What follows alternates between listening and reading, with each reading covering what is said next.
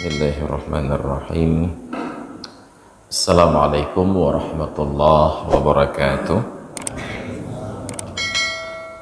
Alhamdulillahi rabbil alamin, wa bihi nasta'inu ala umuri dunya waddin. Wassalatu wassalamu ala nabiyyina wa habibina wa syafi'ina wa maulana Muhammadin asyrafil anbiya'i wal mursalin wa ala alihi wa sahbihi ajma'in. Wa qala Allah ta'ala fil Qur'anil azim, ya ayyuhalladzina amanu udkhulu fis silmi kaffah wa la tattabi'u khutuwatis syaitan innahu lakum aduwwum mubin. Wa ba'du. Hadirin dan hadirat jamaah salat subuh yang dimuliakan Allah, telah selesai kajian kita tentang syarat sahnya salat, mulai dari suci, dari hadas besar, dari hadas kecil, dari najis yang tidak dimaafkan pada badan, pada pakaian dan tempat, kemudian menutup aurat, kemudian menghadap kiblat, kemudian mengetahui masuknya waktu, dan termasuk diantaranya mengetahui tata cara ataupun kaifiat pada pelaksanaan salat tersebut. Maka karena ada syarat untuk sah salat adalah mengetahui cara melaksanakan, perlulah untuk diajarkan rukun-rukun salat yang merupakan kaifiatnya. Namun pengarang kitab ini tidak menulis judul tentang rukun salat, karena di dalamnya nanti bukan hanya dibahas rukun, ada yang sunnat, baik itu sunnat hayat ataupun sunnat muakkad. Maka disebutlah judulnya itu faslun fi sifatis shalah, fasal pada menjelaskan sifat ataupun tata cara pelaksanaan salat, karena masuk di dalamnya itu tentang hayat pada makna yang hakiki ataupun yang bertambah, kemudian masuk di dalamnya tentang ab'ad, masuk di dalamnya hal-hal yang lain yang bukan hanya pembahasan tentang rukun saja. Kenapa perlu dibahas? Karena ada kalanya sunat-sunat tersebut bila tidak sesuai dengan ketentuan, justru mengerjakannya itu membatalkan sholat. Bayangkan, sunat yang sepatutnya menambah pahala, tetapi ketika tidak tahu aturan di dalam melaksanakan, justru melaksanakan yang sunat dapat membatalkan sholat. Apa contohnya? Kita ambil yang paling sering kita alami, sebelum Fatihah, setelah takbiratul ihram, itu sunat untuk membaca doa iftitah. Tidak dibaca, salat tetap sah. Kita baca pada tempat tersebut mendapatkan pahala yang bertambah. Tetapi ketika tidak paham tentang aturan, boleh jadi membaca doa iftitah ini membatalkan sholat. Kapan? Pada saat selesai takbiratul ihram, ternyata kita sudah terlanjur masuk di dalam bacaan Fatihah. Allahu Akbar. Bismillah. Terucap bismillah saja, sudah tidak boleh lagi untuk membaca doa iftitah. Kenapa? Karena bismillah adalah salah satu ayat dari Fatihah, sedangkan Fatihah membacanya itu adalah rukun ataupun wajib, dan ketentuan dalam ibadat apabila sudah masuk ke dalam rukun ataupun yang wajib, kembali kepada sunnat yang di belakangnya itu membatalkan sholat, membatalkan ibadat. Idza talabbasa fil fardhi, apabila sudah berpakaian dengan yang fardu. Makna berpakaian ini sudah masuk di dalam pelaksanaan yang fardu. dan itu berlaku pada semua kasus. Orang yang sholat subuh lupa qunut, sudah terlanjur sujud, ketika sudah sampai pada posisi sujud teringat, ya Allah belum qunut. Jadi kalau secara sengaja bangkit kembali untuk membaca qunut, sholatnya batal. Orang yang sudah terlanjur berdiri untuk rakaat yang ketiga, lupa duduk tasyahud awal, ketika sudah tegak berdiri baru teringat, ya Allah tua duduk tasyahud, lalu sengaja dia turun untuk duduk tasyahud, maka sholatnya ini batal. Kenapa? Karena sudah masuk ke dalam rukun tetapi kembali lagi kepada sunat yang di belakangnya. Sekalipun itu ketentuan dasar, kalau bahasa orang kuliah itu MKDU, mata kuliah dasar umum, artinya diajarkan di semua fakultas. Apa yang terjadi? Bahkan pernah suatu ketika, saya ingat itu sekitar malam Rabu, sudah lama, hampir 7 atau 8 tahun yang lalu, sedang berada di atas jembatan Pango ketika ada salah seorang imam masjid di seputaran kecamatan Kuta Alam nelpon saya, Pak Ustadz, kemarin maghrib saya jadi imam di masjid, kata beliau. Rakaat pertama berjalan dengan baik, rakaat yang kedua juga berjalan dengan baik. Begitu saya bangun rakaat ketiga, terjadi sedikit insiden, kata beliau. Saya tanya, insiden apa Pak Imam? Saya lupa duduk tasyahud awal. Oh, saya bilang nggak ada masalah Pak Imam, karena duduk tasyahud awal itu sunat, bukan rukun, bukan wajib. Iya Pak Ustadz, masalahnya saya lupa, tetapi makmum tidak lupa. Nah, maka makmum tetap duduk tasyahud, melihat saya berdiri, makmum bertasbih subhanallah. Jadi karena sudah terlanjur berdiri, ya saya lanjutkan baca Fatihah Pak Ustadz. Karena saya tidak mau duduk, maka makmum di belakang berzikir subhanallah, subhanallah, subhanallah. Karena diulang-ulang lagi, oh ayo pikirnya kuduk tu Ustaz. Ayo pikirnya kuduk tu. Saya bilang, nya enggak masalah. Kaget beliau, masalah kenapa Pak Ustaz? Kalau sudah berdiri untuk rakaat ketiga, lalu kembali untuk duduk tasyahud awal di rakaat sebelumnya, itu batal sholat. Batal Pak Ustaz, batal. Tapi saya nggak tahu. Oh, kalau nggak tahu dimaafkan. Alhamdulillah, kata beliau. Jadi yang jadi masalah, bayangkan beliau itu jadi imam rawatib, tetapi tidak tahu aturan sederhana ini, bahwa kalau sudah masuk ke dalam rukun tidak boleh kembali kepada sunat yang sebelumnya. Makanya para ulama menegaskan bahwa dalam aturan imam sholat, faqih itu lebih didahulukan daripada aqra. Sedangkan Masjid Raya Baitur Rahman lebih mendahulukan aqra daripada afqah.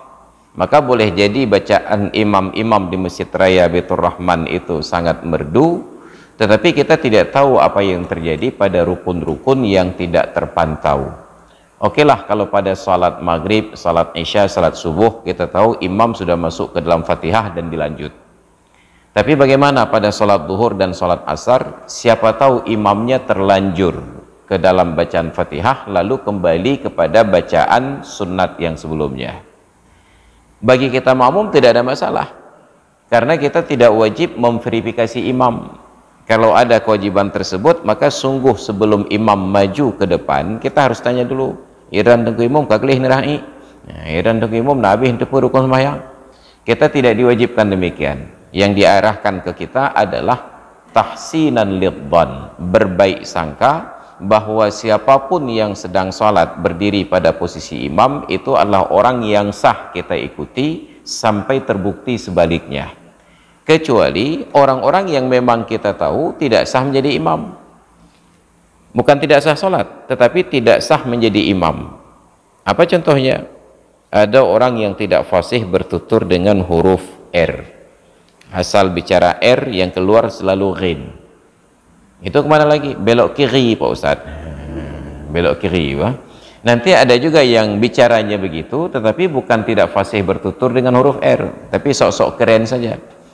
karena orang-orang Inggris itu mereka tidak pakai huruf R, you are, kecuali orang Inggris yang bicara bahasa Inggris dari India, baru you are. Jadi ada orang yang sok-sok keren karena tidak bertutur dengan huruf R, ataupun karena bawaan tradisi, seperti di pantai barat selatan Aceh, R itu agak sedikit langka, maka di sana yang banyak rin, bekam, tipoh, ipong, bread, itu karena bawaan, bukan tidak mampu untuk berucap. Kalau sudah tahu bahwa imam tidak mampu bertutur dengan huruf tersebut, beliau bukan menjadi imam, hanya sholat sendiri saja. Tapi karena kita datang terlambat, ingin sholat berjamaah, yang terlihat sedang sholat, beliau ini yang sendiri. Harusnya kalau bacaan beliau standar, langsung didaulat menjadi imam oleh makmum yang masbuk ini. Tapi karena kita tahu, oh hanjek rakaat, ganyan hanjek geken R, maka tidak sah kita ikut imam kepada beliau. Nah, itu contoh sederhana kalau kita mengetahui bahwa yang bersangkutan sudah tidak bisa bertutur dari awal sebelum sholat. Tapi hal-hal yang tidak terlihat, masalah imam keluar kentut, berhadas dan lain sebagainya, kita diajarkan untuk berbaik sangka. Yang paling sulit berbaik sangka itu dalam posisi ketika imam satu orang, makmum satu orang, sedang sholat di dalam satu masjid, lalu tiba-tiba tercium bau kentut. Yang gimana kita pakai sangka? Ya pasti na urang lain tu kentut. Ana mungkin cik dua kan? Menyekon ke pasti ji. Kalau ada makmum satu orang lagi, mungkin kita bisa arahkan sangkaan ini pasti tetangga di sebelah saya yang kentut. Tapi hanya berdua, tidak ada pilihan. Kalau bukan imam, pasti makmum. Tapi imam tidak mengakui kesalahannya, terbukti melanjutkan sholat. Gelanjut aja. Pikir imamnya nyetepiyuh, merid hatanya tersangka. Itu menjadi masalah. Jadi kita diarahkan untuk berbaik sangka. Selama masih ada potensi untuk hal-hal yang baik yang kita takwilkan, arahkan ke sana dulu. Itu yang kita maksudkan, bahwa ada sunat-sunat di dalam sholat ketika pelaksanaannya tidak sesuai dengan tata cara ataupun kaifiat, justru menambah sunat itu batal sholat. Atau contoh yang lain, sujud sahwi. Sujud sahwi itu ada aturannya, bukan langsung sujud. Ada lupa-lupa tertentu atau sesuatu yang lain daripada lupa yang apabila terjadi di dalam sholat, sunat sujud sahwi. Karena pemahaman sederhana kita, sujud sahwi adalah sujud karena lupa. Jadi begitu sholat, lupa baca doa iftitah. Nah, maka sujud sahwi itu, sujud sahwi karena lupa baca iftitah, secara harfiah sudah benar. Lupa, kalau begitu sujud sahwi. Tetapi sujud sahwi hanya terjadi untuk orang yang lupa rukun dan lupa rakaat. Tetap rukunnya wajib dikerjakan lagi, rakaatnya wajib ditambah lagi. Sedangkan lupa sunat, itu tidak menyebabkan sunatnya sujud sahwi. Sujud sahwi apabila sudah ada sebab, mengerjakannya sunat. Tapi bila tidak ada sebab kita kerjakan, maka itu menjadi batal sholat. Kenapa? Karena menambah tata cara sholat. Jangankan sujud sahwi, bahkan sujud tilawah di dalam sholat. Karena membaca ayat-ayat tertentu yang ada kata-kata fasjudnya. Bukan semua ayat, ada ayat tertentu. Nanti itu pun berbeda pendapat imam-imam mazhab. Dalam mazhab Syafi'i ada sekitar 15 tempat untuk sujud tilawah. Sujud tilawah ini sunat. Untuk siapa? Untuk imam dan orang yang sholat sendiri. Sedangkan makmum, sujud tilawah itu kalau bukan wajib berarti haram. Kapan wajib? Kalau imamnya sujud. Kenapa wajib? Karena wajib mengikut imam. Tapi kalau imamnya tidak sujud, makmumnya sujud tilawah, sampai pada ayat itu imamnya hanya rukuk. Pikir makmumnya paak nu imam hanaga sujud. Bahku sujud ike batal salat makmum. Kenapa? Karena tidak mengikut imam. Untuk orang yang jadi imam dan salat sendiri disunatkan. Apa makna sunat? Dikerjakan dapat pahala, tidak dikerjakan tidak berdosa. Tapi bahkan imam dan orang yang sholat sendiri batal sholatnya karena sujud tilawah. Kapan? Apabila sengaja merencanakan.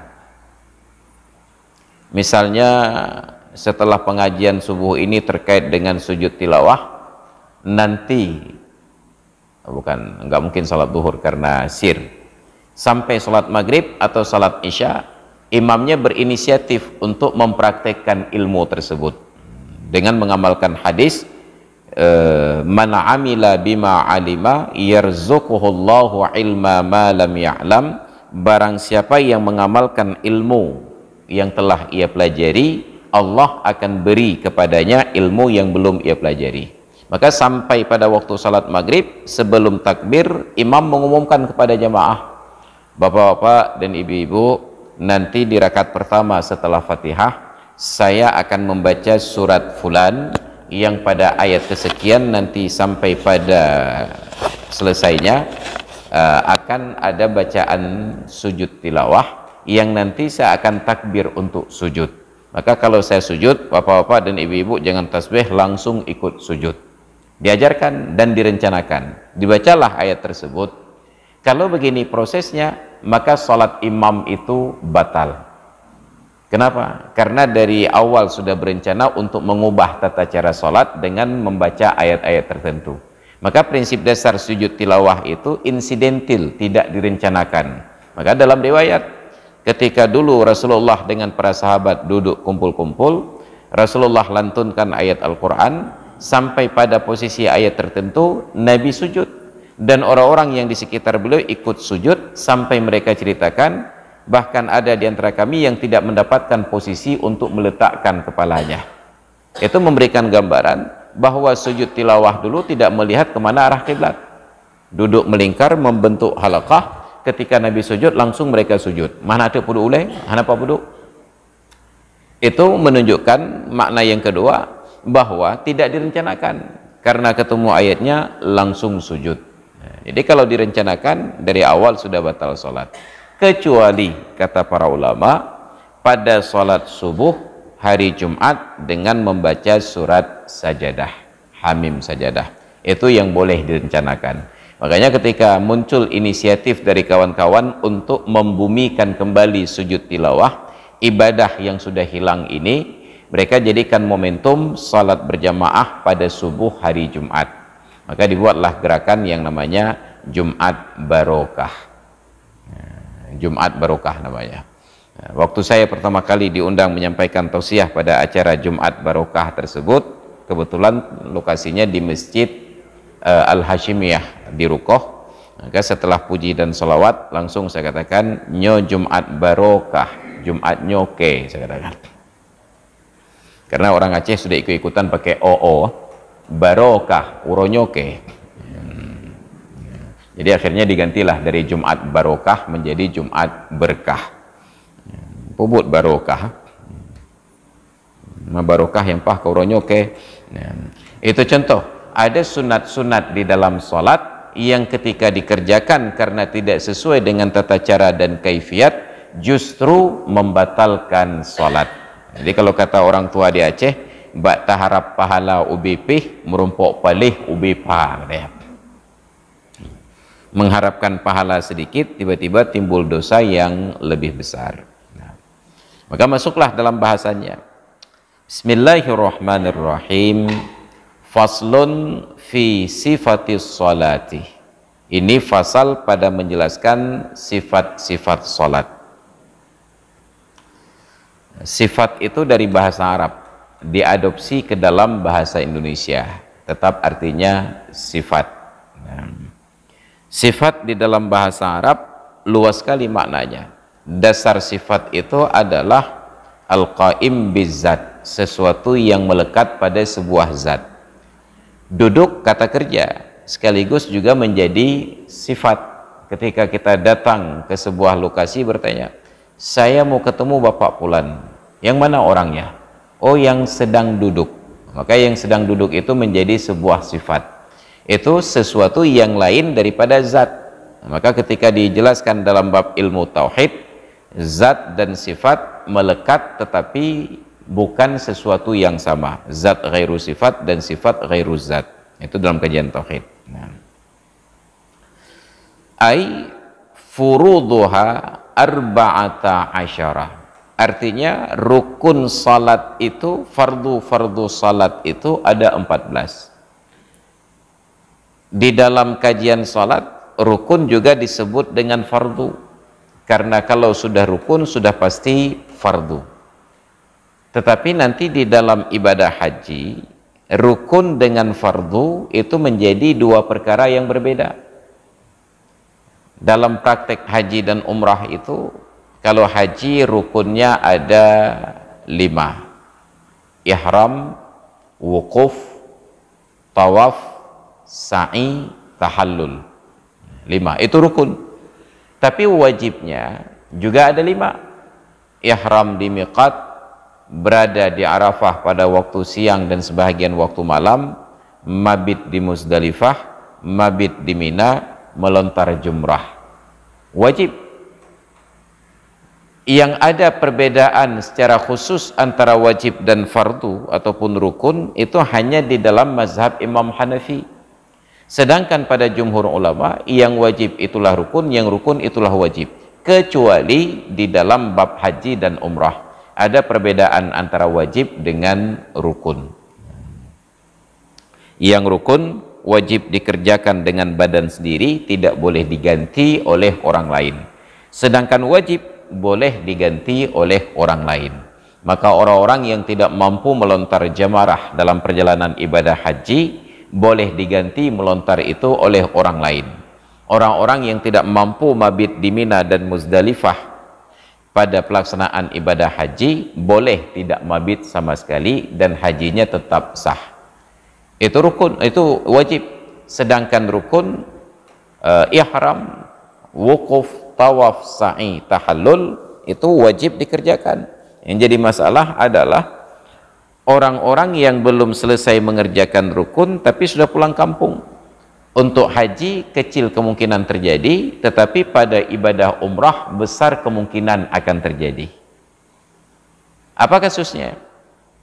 Seorang wanita dalam masa suburnya berangkat menunaikan ibadah umrah sampai ke Madinah, 4 hari di Madinah atau 3 hari di Madinah, bergerak menuju Mekah, masuk kota Mekah dengan niat ihram untuk umrah.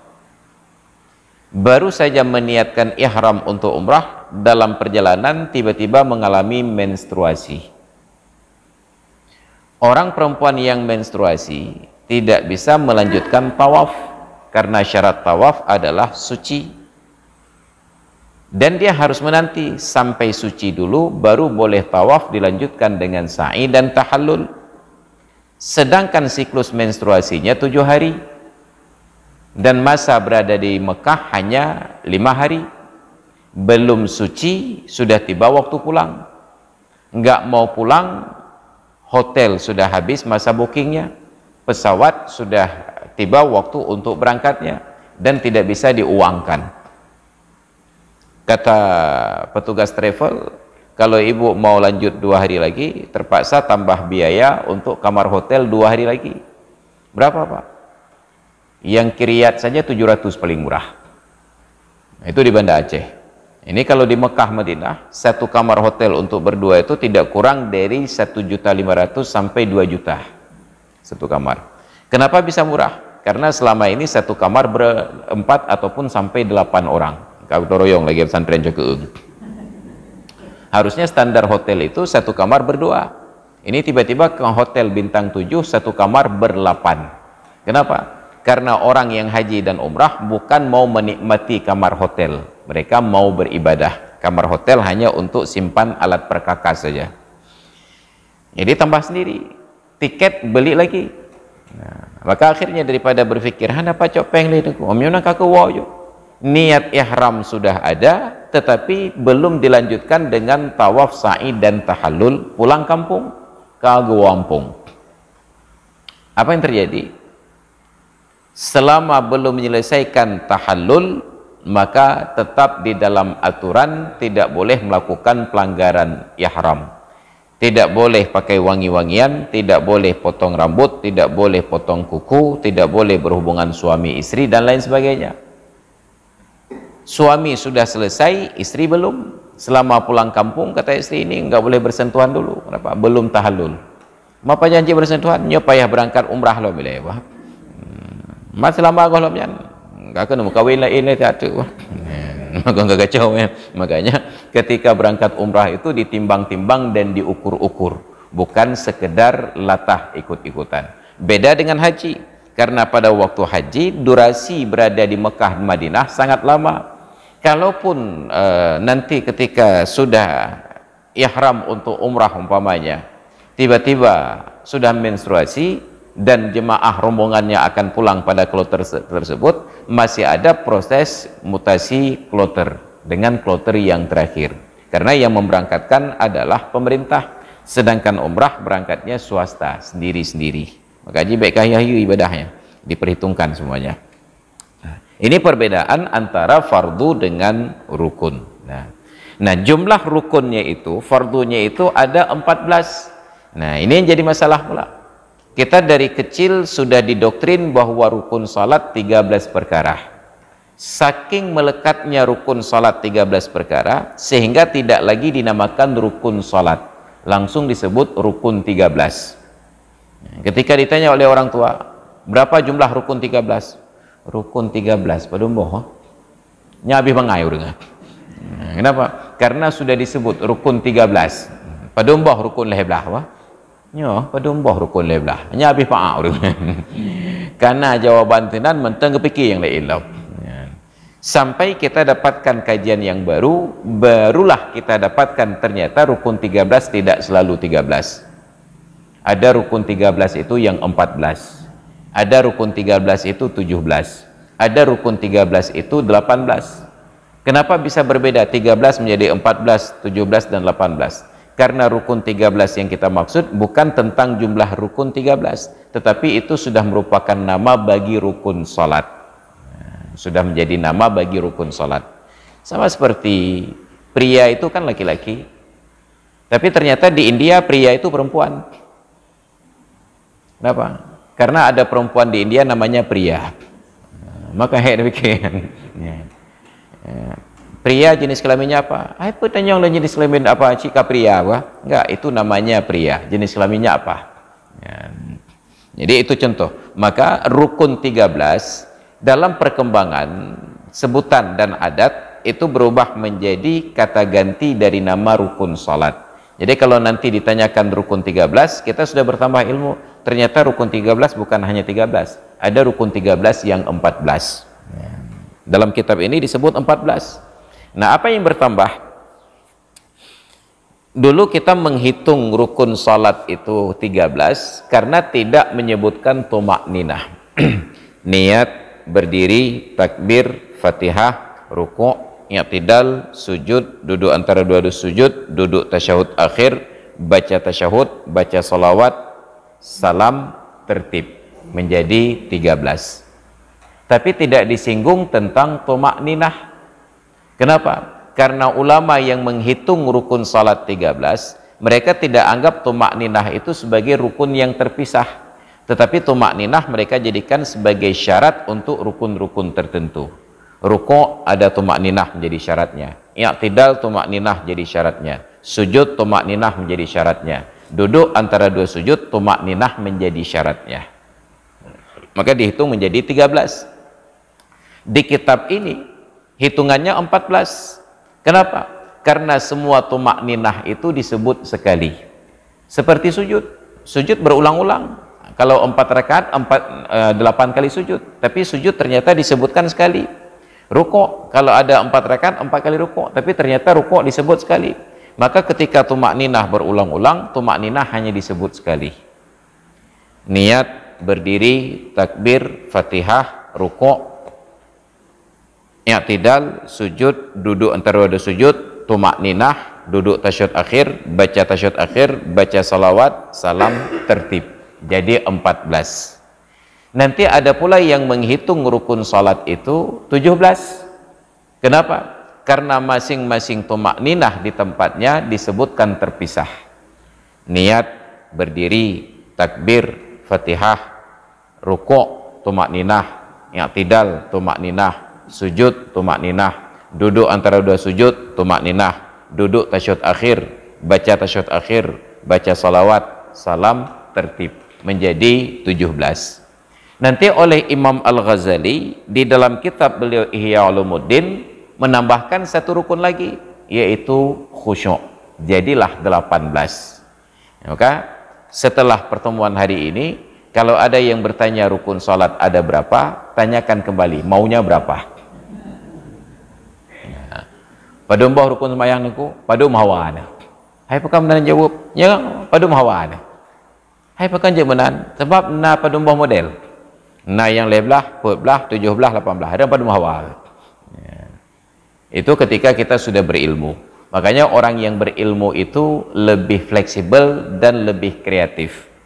Saya dulu sebelum ada ilmu datang ke masjid ini hanya lewat lorong ini saja.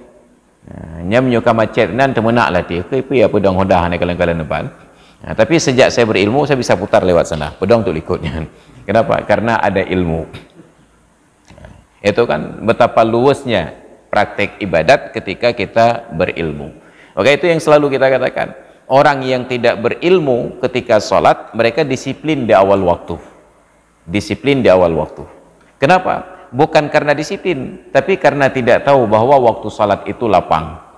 Maka begitu berkumandang azan zuhur, paling telat mereka berani sholat zuhur jam 1:30. Itu bagi orang awam. Tapi orang alim kadang-kadang sholat zuhur jam 3:30. Bahkan sekarang ini ada yang sholat zuhur jam 4. Kenapa? Karena mereka tahu waktu zuhur habis pada jam 4:15. Tapi bagi orang awam, sholat zuhur itu hanya sampai jam 1:30. Kalau jam 2 mereka sholat zuhur, niatnya sudah berbeda. Usalli fardhu dhuhri 4 raka'atin qadha'an lillahi ta'ala. Kami hotel makanya. Nah, kenapa? Karena sempit. Makanya dulu, suatu ketika bulan Ramadan, saya diundang ceramah nuzul Quran di Masjid Jeruk, di Kemukiman Jeruk di Indrapuri. Malam itu kebetulan saya ceramah tarawih di Masjid Gedung Keuangan Negara. Di gedung itu hanya salat tarawih 8 rakaat, bahkan saya tidak sempat ikut witir, langsung pamit ke panitia untuk meluncur menuju ke Indrapuri. Sampai di Samahani saya singgah sebentar hanya untuk beli minuman karena mulut sudah berubah bau. Baik kem tak babah tengku untuk merupak gede. Ya, sebab sudah pasti disambut oleh imam dengan cipika-cipiki. Menan cipika-cipiki beda ngabunar le debit. Kemahin. Saya turun beli air, tiba-tiba dicegat oleh Pak Camatnya, Pak Effendi. Tajak kopi le Ustaz. Saya jawab, "Baik Pak Camatnya mekarat hai ipreh lewatnya nak ceramah nuzul Quran." Tajib kopi le. Leun mekarat Pak Camat. Hana pun mekarat tengku. Leun ketua panitia kata beliau. Leun ketua panitia. Ya. Ada negara-negara teruk dia awak urangnya hanya jak cilom. Jadi karena beliau ada ilmu, beliau santai, duduk ngopi dulu. Karena saya tidak ada ilmu, saya terburu-buru. Ya, karena saya baru berguru kepada orang yang ada ilmu, barulah sempat ngopi dengan santai. Inilah fungsinya ilmu. Orang yang berilmu tidak terburu-buru. Tapi orang yang tidak berilmu, buru-buru. Lalu kita melihat, lebih hayu orang bangai dengan orang malim kah? Orang bangai pohsa kaya teman lehu. Orang malim pohput boleh teman lehu. Padahal disiplin orang bangai bukan karena disiplin, tapi karena hana gedepuh. Itu yang harus kita pahami. Maka rukun salat ada 4 variasi di dalam mazhab Imam Syafi'i. Nanti dalam mazhab Imam Hambali rukun salat hanya 7. Rukun salat hanya 7. Tetapi ada wajib 21. Misalnya kita ambil contoh. Dalam mazhab Imam Hanafi, Fatihah itu bukan rukun. Fatihah itu hanya wajib. Yang rukun membaca Al-Quran di dalam salat ketika berdiri. Beliau merujuk kepada ayat Al-Quran, faqra'u ma tayassara minal Quran. Bacalah apa saja yang mudah kalian ingat dari Al-Quran. Asal sudah baca ayat Al-Quran, sudah sah salat. Hanya berdosa apabila tidak membaca Fatihah. Membaca Fatihah hukumnya wajib. Bila tidak dibaca, salatnya sudah sah karena rukun terpenuhi, tetapi berdosa karena kewajibannya tidak dijalani. Sedangkan mazhab jumhur termasuk mazhab Syafi'i, memang Fatihah itu jadi rukun. Jadi walaupun kita baca Al-Quran 30 juz selain dari surat Fatihah, tetap tidak sah sholat tersebut. Kenapa? Karena rukunnya tidak dipraktekkan. Maka ada variasi-variasi perbedaan tersebut. Jadi dalam mazhab Syafi'i ada perbedaan 4 cara menghitung tadi, sedangkan di mazhab Hanafi hanya 7 rukun sholat, tetapi wajibnya ada 21. Kenapa menjadi 14? Bija'lit tuma'ninata fi mahalliha ruknan wahidan, dengan menjadikan tuma'ninah pada masing-masing tempat dihitung sebagai satu rukun saja. Apa saja yang 14? Ahaduha, salah satu dari 14 rukun itu adalah niat. Apa itu niat? Wahia al-qasdu bil qalbi, gerak batin ketika melakukan sebuah pekerjaan, itu disebut niat. Jadi secara singkat, setiap orang yang mengerjakan sebuah perbuatan dan dia sadar atas pekerjaannya, orang itu sudah berniat. Siapapun yang melakukan sebuah kegiatan yang dia sadar atas pekerjaannya, sebenarnya dia sudah berniat. Saya duduk di sini sedang menyampaikan tausiah ini dan saya sadar saya sudah berniat. Jadi kalau ada orang yang bertanya mengejutkan saya, "Puput niku?" Semua buat. Berarti saya sadar apa yang saya lakukan. Yang tidak berniat itu adalah orang-orang yang tidak sadar atas apa yang sedang dia lakukan. Siapa yang kemungkinan demikian? Orang yang mengigau dan orang yang sedang bermimpi. Ya, ada orang mimpi, dalam tidurnya dia jalan-jalan. Cikijak, gebedah aja-aja. Dia tanya, "Puput yang?" Tidak jawab. Itu menunjukkan tidak berniat. Apa ni nak ni tengok ya?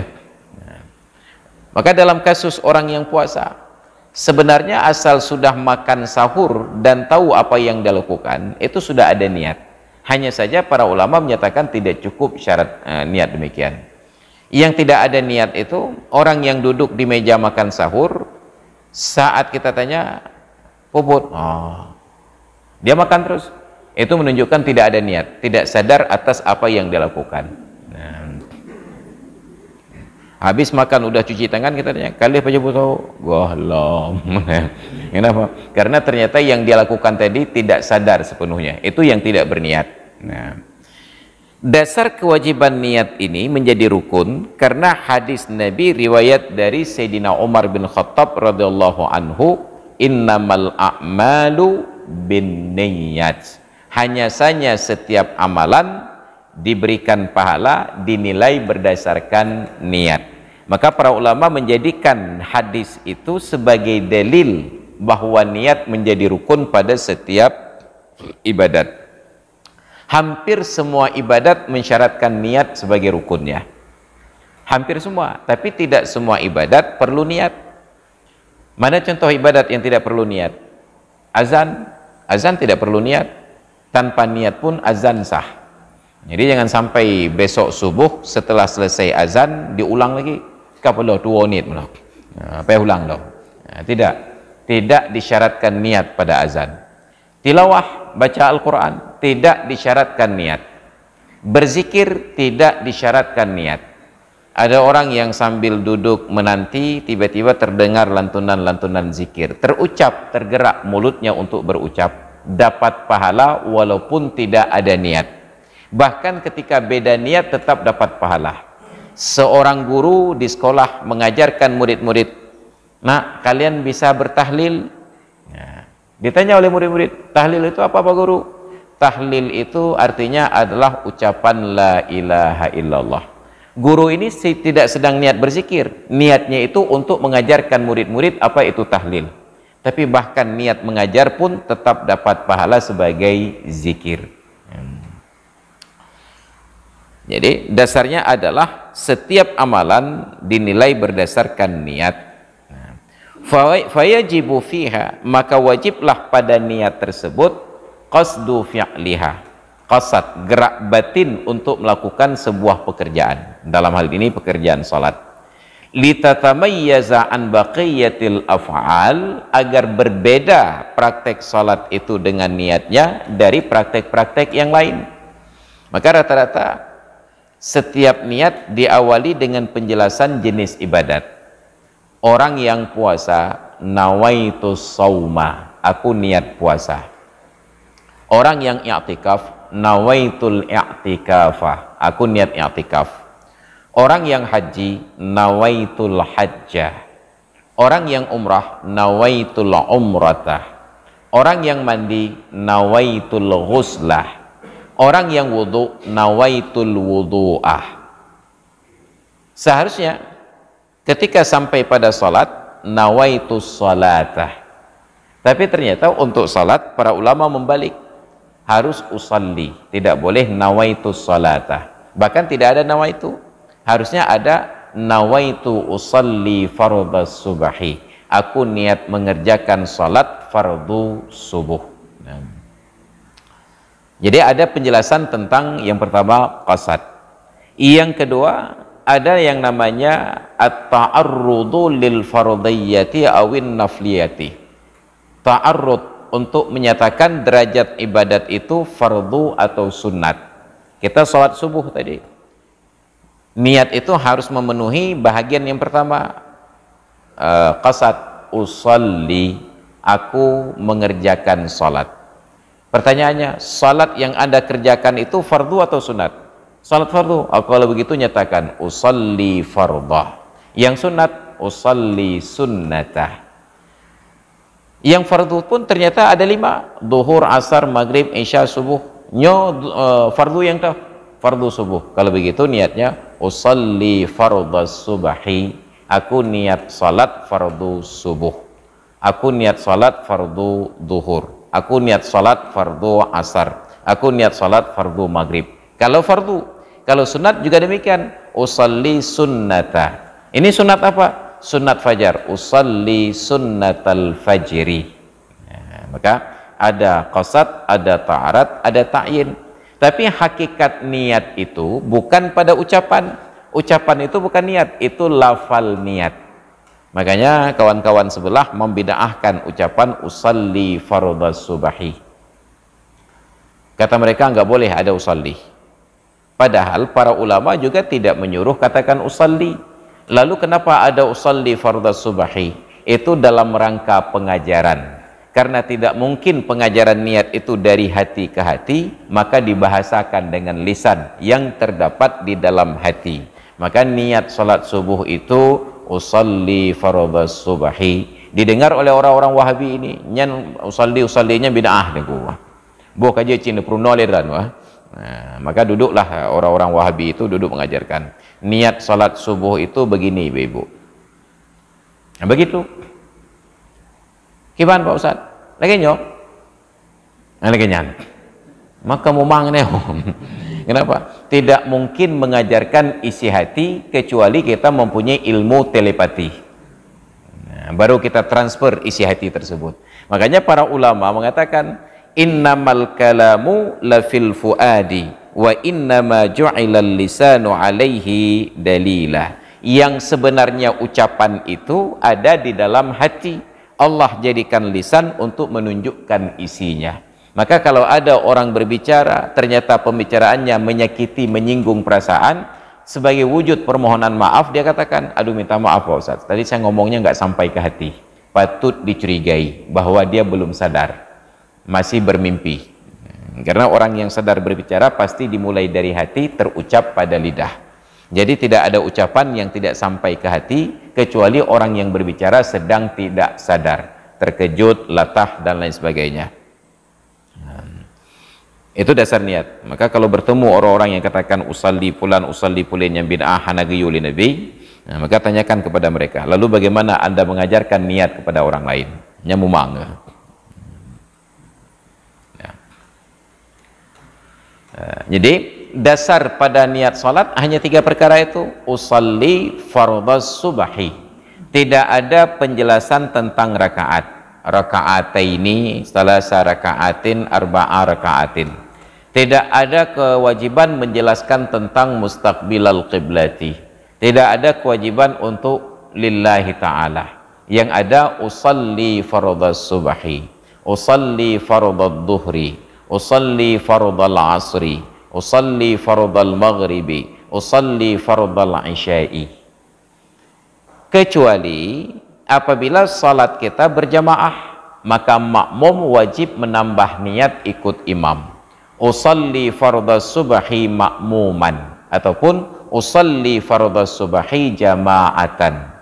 Boleh niat jamaah, boleh niat ikut imam, statusnya sebagai makmum.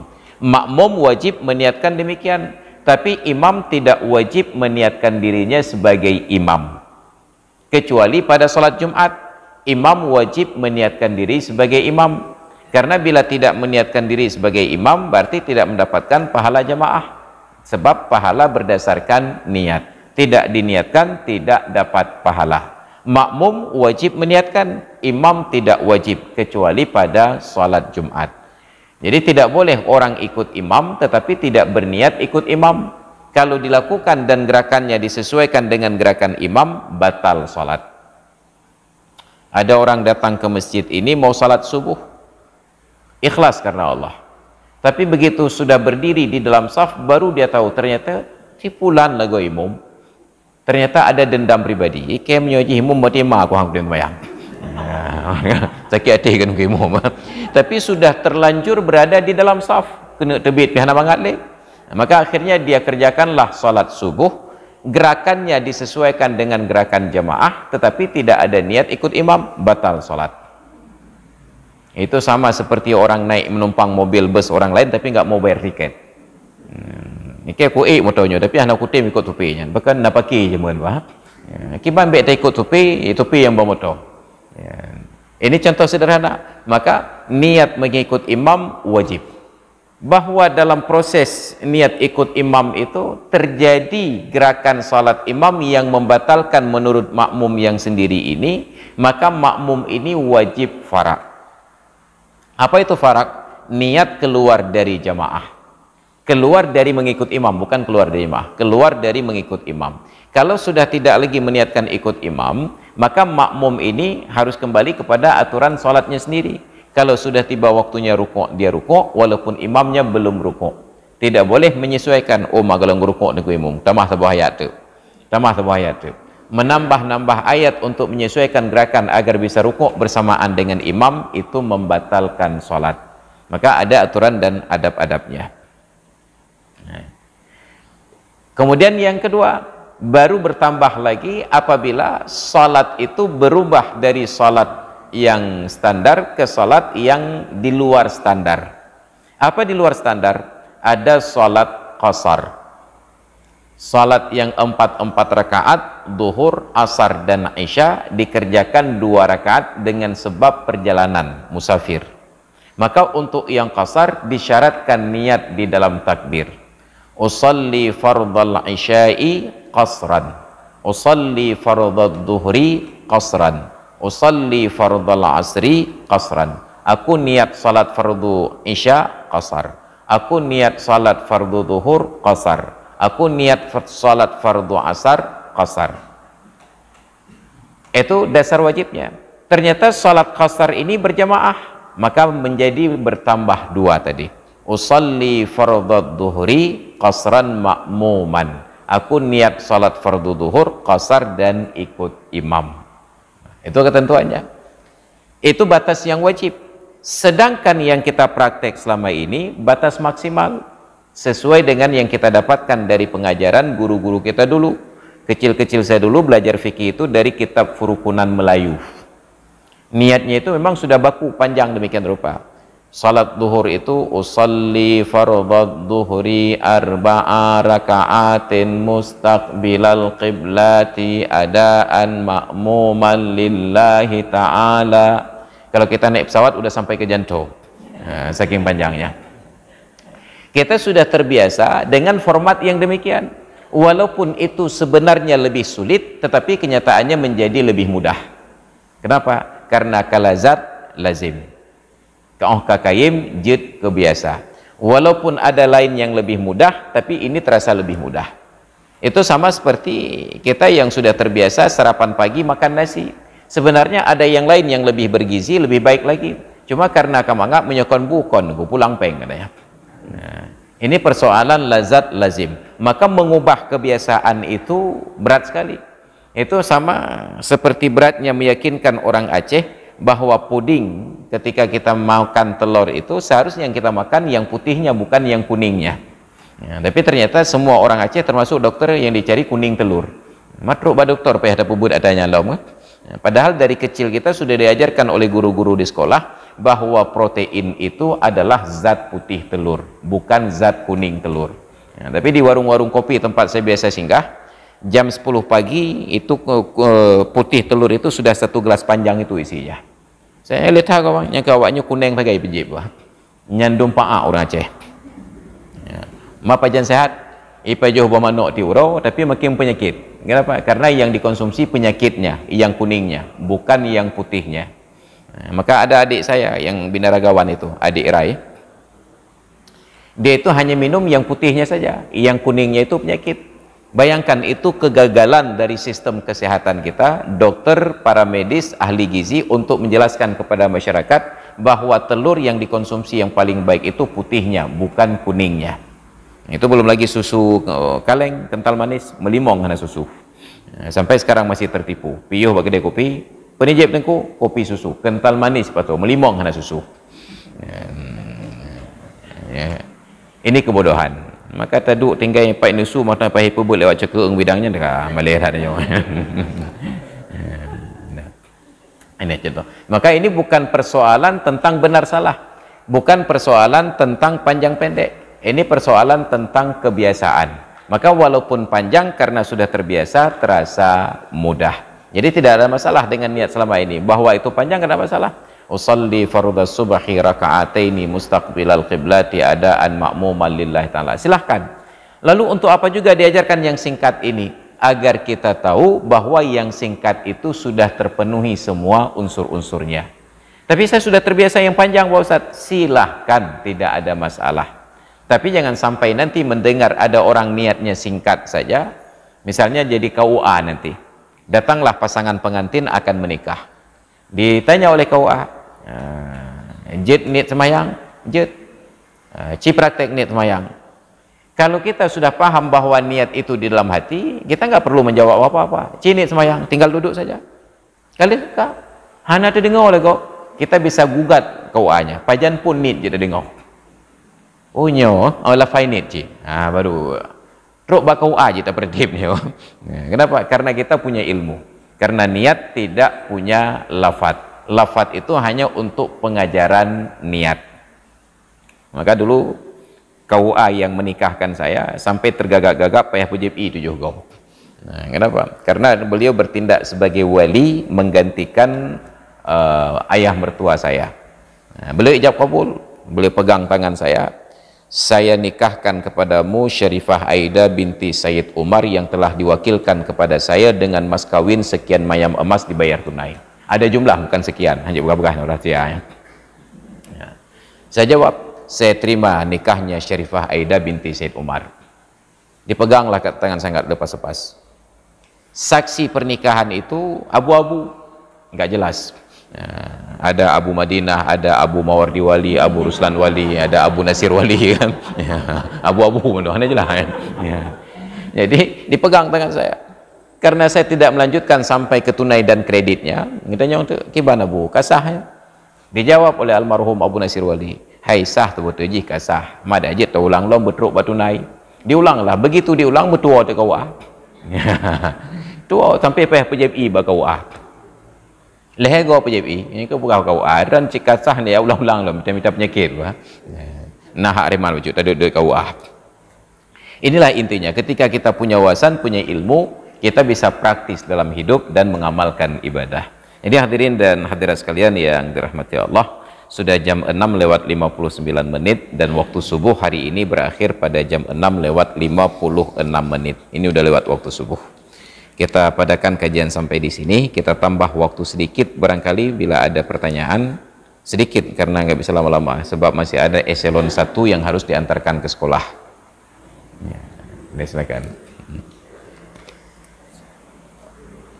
Waalaikumsalam warahmatullahi wabarakatuh.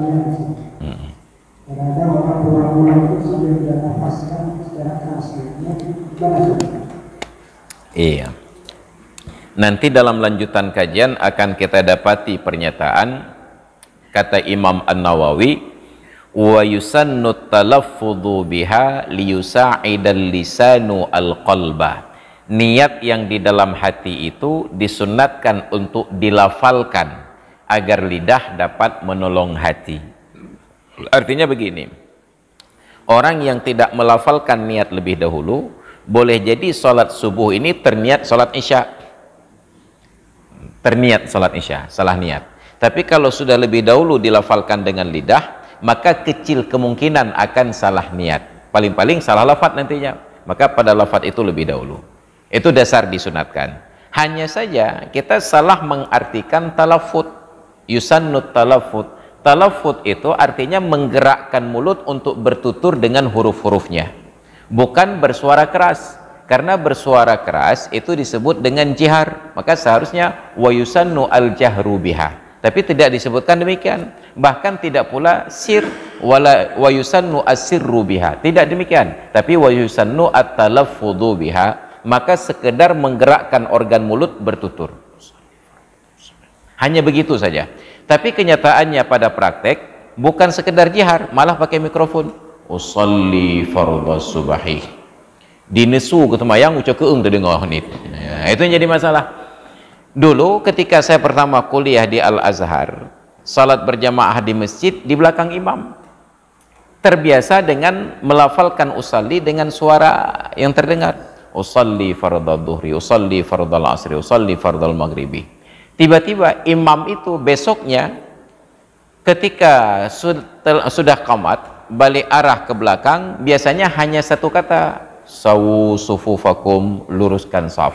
Tiba-tiba besok bertambah sedikit keterangan, an-niyah mahalluha al-qalbu, niat itu tempatnya di dalam hati. Tinggalnya kekeh niat itu tempatnya di dalam hati. Tapi untuk berubah dari terbiasa melafalkan kepada tidak lagi bersuara, itu perlu proses hampir 1 bulan. Jadi selalu saja oleh beliau diingatkan, an-niyatu mahalluha al-qalbu, niat itu tempatnya di dalam hati. Setelah 1 bulan baru saya bisa beradaptasi. Nah, jadi yang salah itu bukan talafut, yang salah cara kita memahami talafut sampai membunyikan dengan suara besar. Harusnya cukup menggerakkan organ mulut saja. Demikian. Baik hadirin dan hadirat sekalian yang dirahmati Allah, karena masih hari kerja, walaupun bapak-bapaknya tidak kerja jadi pengangguran, tapi ada pekerjaan untuk mengantarkan eselon 1 ke sekolah masing-masing. Ya, kita padakan sampai di sini. Mudah-mudahan dapat kita lanjutkan pada pertemuan yang akan datang di hari Sabtu nantinya, Sabtu depan. Dan hari ini mudah-mudahan menjadi ilmu yang bermanfaat. Wallahu a'lam bissawab wa ilaihil marja'una wal ma'ab. A'udzu billahi minasyaitonir rajim. Bismillahirrahmanirrahim. Alhamdulillahi rabbil alamin, wassalatu wassalamu ala sayyidina Muhammad wa ala alihi wa sahbihi ajma'in. Allahumma rzuqna fahman nabiyyin wa hifdzal mursalin wa ilhamal malaikatil muqarrabin. Allahumma 'allimna 'ilman yanfa'una wanfa'na bima 'allamtana wa zidna 'ilman wa fahman wa alhiqna bis salihin. Rabbana ighfir lana dhunubana wa liwalidayna warhamhuma kama rabbayana shighara. ولجميع المؤمنين والمؤمنات والمسلمين والمسلمات الأحياء منهم والأموات برحمتك يا أرحم الراحمين. ربنا آتنا في الدنيا حسنة وفي الآخرة حسنة وقنا عذاب النار. وصلى الله على سيدنا محمد وعلى آله وصحبه أجمعين والحمد لله رب العالمين. الفاتحة. أعوذ بالله من الشيطان الرجيم. بسم الله الرحمن الرحيم.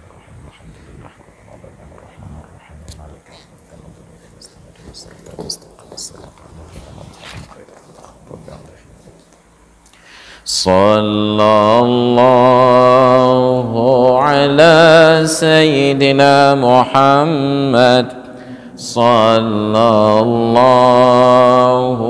alaihi wasallam,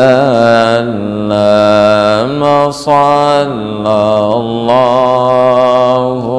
ala sayyidina, sallallahu alaihi wasallam, sallallahu ala sayyidina Muhammad. Ya Rabbi salli alaihi wasallim. Allahumma salli wa sallam. Hadanallahu fiikum ajma'in. Assalamualaikum warahmatullahi wabarakatuh.